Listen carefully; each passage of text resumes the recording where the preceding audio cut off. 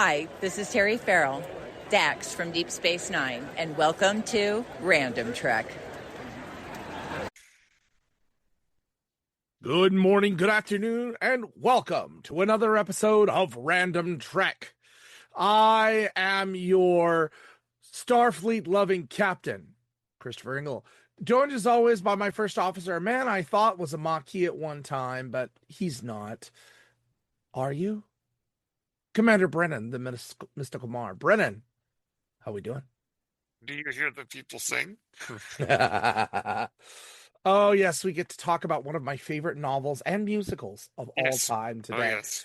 We are taking a look at Star Trek Deep Space Nine, Season 5, Episode 13, For the Uniform, which is a continuation of a story that began a season before, or actually for a while, involving one Michael Eddington. Brennan, what did you think about this episode just as a whole going in? I remembered seeing it, I think when it was on TV, back in 1997, and I do remember the end of this episode very well. And it's very interesting, the Les Miserables references. It isn't even just a reference. It's like a blatant play. They go full on Les Mis, yeah. They really do. Let's get into this, and then let's talk a little bit, because then you and I can actually, we've never reviewed the movie or the book, but we can talk a little bit about the themes of that and compare that here, as we love to talk literature and Star Trek. So let's get into it. So we open up with Sisko on a Maquis planet, and he encounters Eddington, who was his former chief of security. And if you remember, Eddington betrayed him and joined the Maquis. Sisko has been obsessed for the last 8 months trying to capture him, but he has failed. This time he tries to chase after Eddington after he meets him on the planet. And Sisko gives the order to fire, but then the Defiant begins to have massive computer failure and shut down. And we see Eddington on a holographic communication projector. We're going to talk about that in a second. Yes. But a holographic communication projector. And he makes Sisko furious, because now Sisko's got to ask for a little help from the Malinche, the USS Malinche. By the way, is a terrible name for a starship. Isn't it? If you know the meaning of the name. Yeah, it's not a great name. And Starfleet's done such a good job of naming things. This was one of the first ones that I went, this is a little strange. That's an odd person to name it after. Yeah. Oh, anyway. We don't need to go into that. Yeah. No, that's for another historical discussion. But anyway, so O'Brien begins the job of trying to bring the Defiant back online, but he says it's going to take a couple of weeks. And adding to insult and injury, Sisko learns that he has been taken off of the mission to capture Eddington by Starfleet, and that Captain Saunders of the Malinche has been given the assignment instead, because Starfleet has lost faith in Sisko's abilities. Ooh, this gets a very mad Sisko. In fact, we see Sisko doing a punching bag with Dax, and he's furious. I've never seen him like this before. Yes. But at that moment, he learns that Eddington is attacking Cardassian colonies with a biogenic weapon that makes the planet unhospitable to Cardassians, but perfectly fine to humans. And they discover where he's going to go next, but the Malinche is too far away to reach them. So the only chance they have is the Defiant. But it's not fully repaired. So they go out, and I'm going to say they're kind of limping. Systems are at half at best. They have no communications in the ship. Warp drive is working okay, but they got to go at it slow. Like, there's problems left and right. Can use weapons, but they have to target manually, and there's problems everywhere. And we get Nog. Nog is their communication system. I love that. It doesn't play anywhere else into this, but it's a cool idea. Yes. Nog is the communication system. Anyway, um, so he goes after them no matter what. Well, they do manage to encounter Eddington, and Eddington taunts Sisko a little bit, and he gives him a copy of the book, the novel, Les Miserables. And he compares Sisko to one Inspector Javert, who is the antagonist of Les Miserables to the antagonist to the protagonist of Jean Valjean. Mm-hmm. Well, Sisko realizes he was baited. He was baited, and it was a trap. So the crew sets off to find Eddington's real location, and they get a distress call from the Malinche. The Maquis have attacked and ambushed and disabled the Malinche.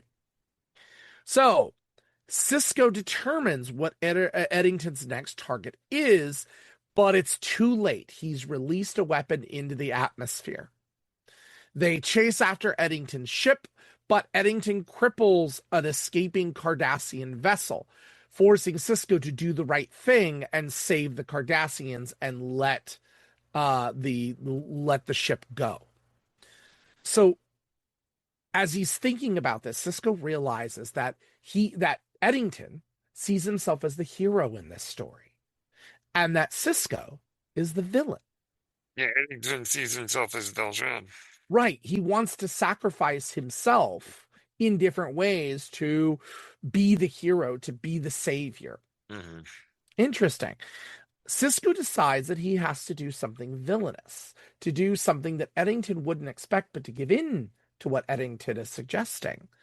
So he broadcasts a message out to the Maquis, and he says, I am going to poison the atmosphere of a Maquis world with biological weapons, specifically trilithium resin on a quantum torpedo.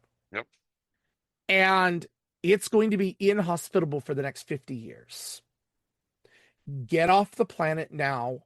I'm doing this. That's it. And he goes. And what's interesting is the crew hesitates for a second. Like, whoa. But he says, you have your orders.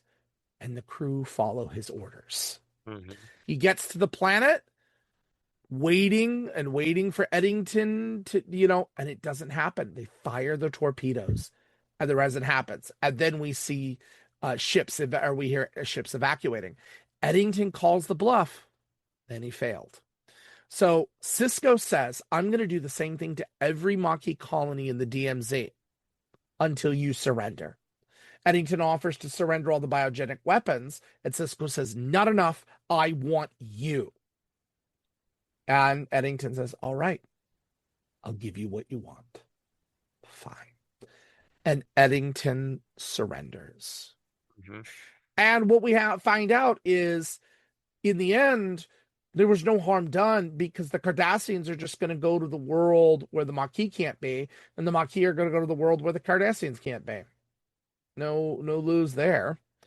Eddington is captured, and Sisko's quest to hunt down Eddington is over. So I want to get to the book, but let's talk Sisko for a second.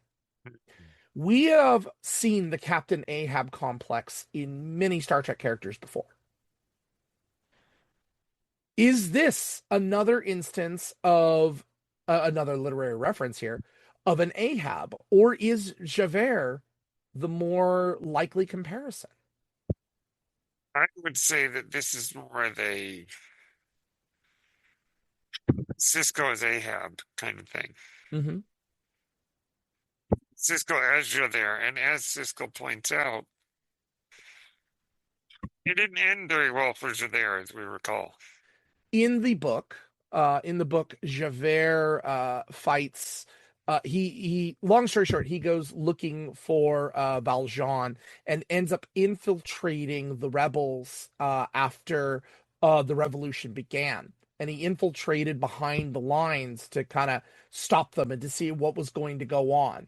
Well, he kind of ends up being saved by Javert. or by Valjean, and seeing a lot of things, and it really messes with him. And in the end, he feels guilty because he has a duty to God and a duty to the law, and he failed both of them, and so he commits suicide. Yep. That's interesting here. The idea of the villain of the story turning away. Do we think that Eddington really believed that Sisko was going to see to his side? Interesting. I mean, if we're to follow the narrative of the story, and that's how he was kind of playing it out. Mm-hmm. And the reason why it is for the uniform, Sisko keeps saying, you betrayed the uniform. You betrayed what Starfleet believed in. You did this. And yet Eddington counters back that Starfleet betrayed what Starfleet believed in. And that you firing those torpedoes, you betray everything you say you believe in. The idea being that the truce with the Cardassians, the old Maquis argument, the truth with the Cardassians was against everything that the Federation and Starfleet stood for, which is why so many people went to become Maquis traders. Mm-hmm. It's really interesting. This is one of those dark zones. We think of the Federation, especially, I think, during the TNG era, as being this pinnacle of society. We don't have to pay for things. We live in peace. You can pursue art or science or medicine or whatever you want. You can pursue it. You can be it. We can communicate and share ideas. And because remember, the Enterprise D, wasn't a warship. It was a ship of exploration. Yep. Everything that TNG and I think the start of DS9 stood for were these ideals of the Federation being this ideal situation. And here we have a group that is displaced and disowned. So, Indeed. is it interesting that Sisko sticks with this? Sisko sticks by the Federation despite what happened. All because of the name of the Federation. Is this somebody like Javert who was so blinded by their loyalty to their faith, the thing they believe in the most, that they were becoming the enemy of what they believed in most? It's a complicated question. It is, which is why I think this is actually one of the better DS9 episodes. First of all, we get Sisko, I think, in his first instance of really doing something that is questionable, because in the end, when they've arrested Eddington, Odo takes him away with a little smirk. It's kind of cool. He's walking down the corridor with Dax, and Dax says, "How did you get Starfleet to approve this?" And Sisko says, I knew there was something I forgot to do. Bold gamble. Bold gamble. And we've seen after this in the Pale Moonlight. Mm-hmm. Oh, yeah. Sisko is a complicated character. We reviewed Pale Moonlight, and we have seen the darkness of Sisko, but it doesn't end. It keeps going. Mm-hmm. How far is he down the rabbit hole is he willing to go? This is a Javert. I think it's really clever to use Les Miserables as a comparison here. It's a revolution. It absolutely follows Les Mis. So let's get just a little bit into the book. It is all about the French Revolution, and it's kind of split into two parts. You have it always the question of which French Revolution. That's true. I believe we are talking the French Revolution that's occurring right after the American Revolution. Well, we're talking, in this case, I believe it's It's Louis, right? The June Rebellion of 1832, actually. Yeah. Something in terms like of the actual rebellion that we see in Les Mis. Fair enough. It actually, the story goes on for a long time. It actually goes over a long period. But those who are familiar with the musical, we're talking about one rebellion that didn't succeed. Right. So but it's split up. We open up really from the perspective of Valjean, and this is a guy who was punished for a very minor crime, for stealing a loaf of bread, and then he tried to escape. Yep. 5 years for what you did, the rest because you tried to run. Prisoner Oh, yes. 24601. I don't want to sing it, but I will. Anyway, so this guy spends his whole career or his whole life now trying to find work and nobody will hire him, but he can't fulfill his probation basically unless he gets a job. So it's a catch-22. And the French royalty and the French aristocracy were using this criminal force as a slave labor force. Mm-hmm. It was wrong. It wasn't okay. Hence, the musical, we talk about, do you hear the people singing the songs of angry men? They were Yes. angry. Eddington is that. Eddington sees the songs of angry men, these people who were displaced by the Federation, this beacon of hope, and were mistreated. And what's really interesting here, too, is that we see these little Maquis encampments. These aren't soldiers. These aren't warriors. These are sick children. These are workers. These are honest, hardworking people who were Federation citizens and displaced because of a political decision that occurred thousands of light. Well, you get the point. Light years away. It's one of the best direct comparisons I've ever seen Star Trek make, and it It is works. interesting, though, that Eddington, for all of his high ideals, definitely goes for the biogenic weapons. Now, that's kind of a step too far. And that's the interesting thing. Eddington and Sisko maybe aren't so different with each other. No, they're not. There is a future episode where Eddington is going to have to aid Sisko down the line. We haven't got there yet, but yeah, I mean, the use of biogenic weapons. And, there are so many accords and things we talk about today in history where people fought in ways that were not cool, not great. Yeah. They were against the Geneva Conventions, but they said they did it in the name of freedom, in the name, one man's freedom fighter is another man's traitor. Mm-hmm. So the question is, and I think in this era of TNG and DS9, it's a valid question that has no answer. Which side are we on? And I say us as fans. Do we understand the Maquis and kind of sympathize and maybe even agree with them? Or do we blind ourselves by everything the Federation has given us? It's a good question. I think it's really tough. I would want to do the right thing and, use diplomacy, which I think is what the Federation wants.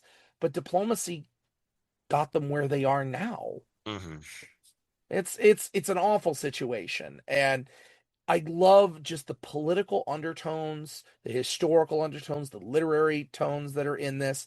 It really is a fabulous episode, and it's a great look at Sisko's beginning descent into the willingness to do whatever it takes to win. Indeed. Man, what a great episode. Final thoughts. It really is morally complex, and I think that Star Trek is at its best when it is morally complex.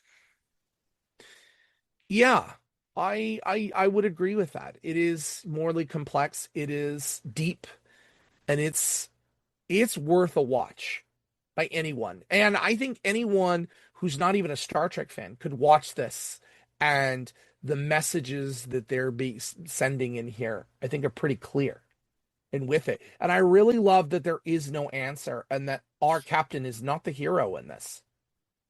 Now, there's no consequence to his actions either, but he certainly is not the hero. Mm. I really like ending this, that there is no real happy ending to this. It plays off like it is, but it really isn't. Very true. Oh man, what a great episode. All right, so next week we have Voyager. Mm. Voyager. Oh, Real Morality, turn. Tell us the season we should burn. Voyager, season 6, episode 24, Lifeline. I remember this one. I believe this is the one where the EMH is sent through the Midas array to try to save one Dr. Lewis Zimmerman. And we're getting close to the end. Interesting. Yeah, and it's also a great guest starring appearance by Marina Sirtis and Reg Barkley himself. Oh, I love Reg Barkley. Yes. Yes.